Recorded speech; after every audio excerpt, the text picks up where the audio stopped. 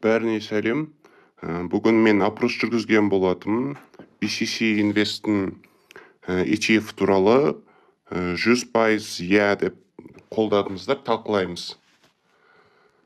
Енді не қарап шығамыз? Бұл жерде BCC Invest, банк центр кредит инвест деген, соны қысқаша айтам. BCC Invest деп ары қарай түсінесіздер. Енді бұл Кассиенің индексіне жаңа қорын талдау жасаймыз. Бұл сайтында жариялағандай құжаттарды мен қарап шықтым. Бұл индекс қоры негізінен қор Қазақстанның ең ірі 10 компаниялардың акцияларын сатып алады. Оған не кіреді қазір айтамын. Видео қаншалықты ұзақ болатынын мен білмеймін. Талдаймыз. Жай бүйтіп айта салмаймын, отырып талдаймыз. Комиссиялар, дивидендтер, өтімділігін көреміз. Индекстің өсімін қалай сатып алады, қорытынды жасаймыз. Сондықтан видео қаншаға минутқа созылады білмеймін. Ұнаса көріңдер, ұнамаса ары қарай басқа перелистывайте. Кім қызығып отыр, ары қарай көрер өзі. Енді қандай акциялар кіреді? Сайттағы ақпарат бойынша Эйр Астана дейді, ішіне кіретіні. Сосын Каспий кіреді дейді. Халық банк кіреді. Сосын Казатомпром болады ішінде. Тағы не бар? Кегок бар екен ішінде.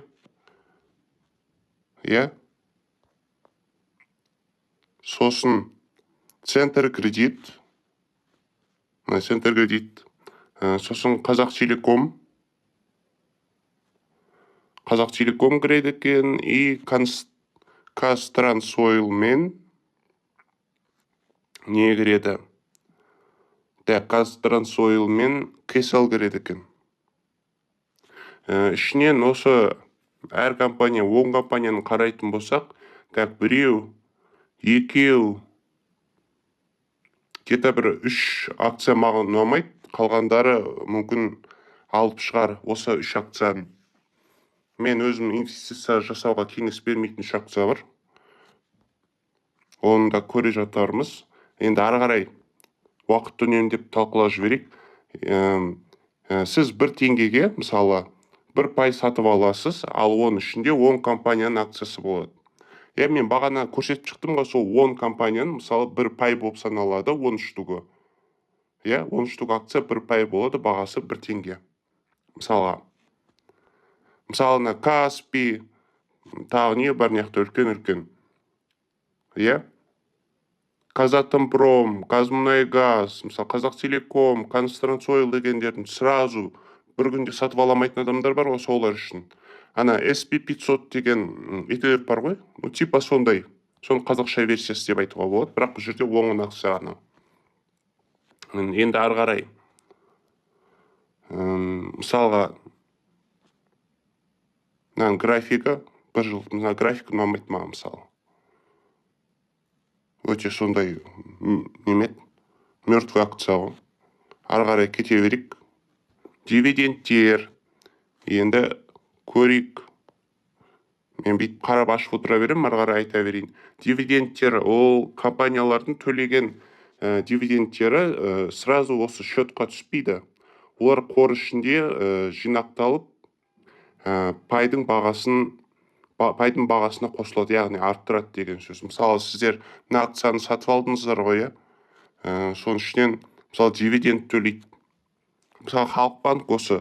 Халық банкты алдың, саған бір жылда 50-60 теңге берді бір акцияға, Сен ол дивидендті шешіп алдыңда, ары қарай акция немесе өзіңе карточкаға аударып аласың деген сияқты. Ал бұл жерде тікелей ары қарай дивиденд түсті ма, алады тағы бір, мысалы, Казатомпромның акциясын сатып ала салады. Сен атынан, мысалға. Яғни бұл жерде күрделі пайыз жұмыс жасайды. Дивидендті қайта инвестициялаудың қажеті жоқ. Автоматты түрде сіз үшін төлейді. Акцияны сатып алып төлейді. Дивидендті қолыңа алмайсыз, сіздің орныңызға дивидендті сатып алады. Дивидендті ақшалай төлеуге негізі болады, бірақ міндетті емес. деп көрсетілген сайтта. Егер дивиденд төлеу туралы шешім қабылданса, ең төменгі төлем қордың таза табысының 1% мөлшер деп көрсетілген. Сондай ақпарат бар. Енді комиссияларға көшек. Құжат бойынша комиссия мөлшерінде айырмашылықтар бар. Мысалға, маған онша түсініксіз осы жері. Осы презентацияларында көрсетілген басқару ақысын бұлар 0,5% деп қойыпты. Қор ережесінде бұларда 0,75% жылына активтар құнынан деп көрсеткен. Қосымша шығын енгізіп қойған бұл жерге. Қосымша шығынды көретін болсақ, инфрақұрылымдық шығындар дейді 3% деп қойыпты, операциялық шығындар 3% көлемінде. Егер қор жылына активтерден 6,75%-ға дейін комиссия ұстап қалу мүмкін екен, құқығы бар екен. Бірақ іс жүзінде мұндай мөлшерлеме мысалы максимальный деп алуға болатын шығар енді. Осыншама процентке дейін аламыз дегендей көрсеткен болу мүмкін. Орысша айтқанда разъяснение жоқ әлі. Енді өтімділігі жағынан қарайтын болсақ, қорды сатудың екі жолы бар екен. Биржада күн сайын немесе қор биржада шыққаннан кейін оны брокер қосымшасы арқылы нарықтық бағамен басқа инвесторларға сата аласыз деп тұр.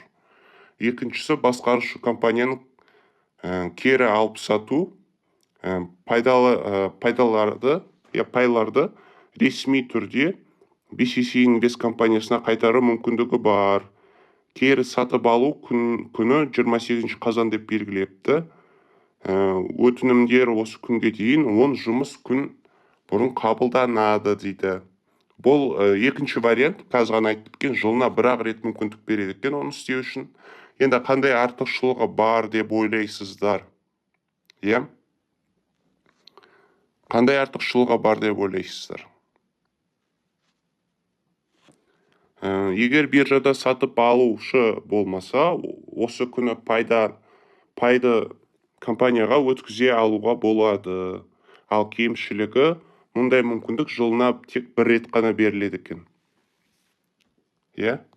Қалған уақытта сен биржаға былайша айтқанда тәуекелді боласың. Енді Касе индексінің өсімі. Касе индексі 25 жылы 26% көлемінде өскен. Егер орташа табыстылығын, дивидендтік табыстылығы деп алайықшы, 7% болса, онда общий 33% көлемінде болады деп көрсетіпті. Егер енді мысал ретінде қарастырайық, егер 1 миллион теңге салатын болсаңыз, оның ішінен 0,75% комиссия кезінде таза пайда 320 мың теңге көлемінде, ал егер сразу бағана айтып кеткен 6,5% нені санайтын болсақ, ол кезде 241 теңге деп көрсетіпті. Енді қалай сатып аламыз біз бұны? Листинг Қазақстан қор биржасында Каседе болады 26 жыл қаңтарына жоспарланған деп тұр, бірақ оны да көреміз. Тикері Касе индекс деген.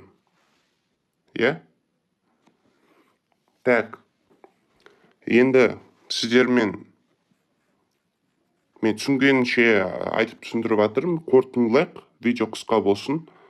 Бұл ETF шағын сомамен сіздердің портфельдеріңізді әртараптандыру үшін қолдануға болады. Мысалы 5.000 теңгеге 10 түрлі акцияны әрқайсысын сатып отырғанша, мысалы 3-1 теңгеден 10 түрлі акция сатып алуға болады. Инвестиция мерзімі кемінде 1 жыл деп тұр бұл жерде. Сіздер барлық мүмкіндігін пайдалану үшін, бұлар ұсынып отқан барлық мүмкіндікті пайдалану үшін 1 жыл кемінде инвестиция жасауға болады дейді. Енді одобрение бере алатын 7 акция тұр. үш акцияға мен субъективті өзімнің мнением, қалған үш акцияға онша көңілім толмайды.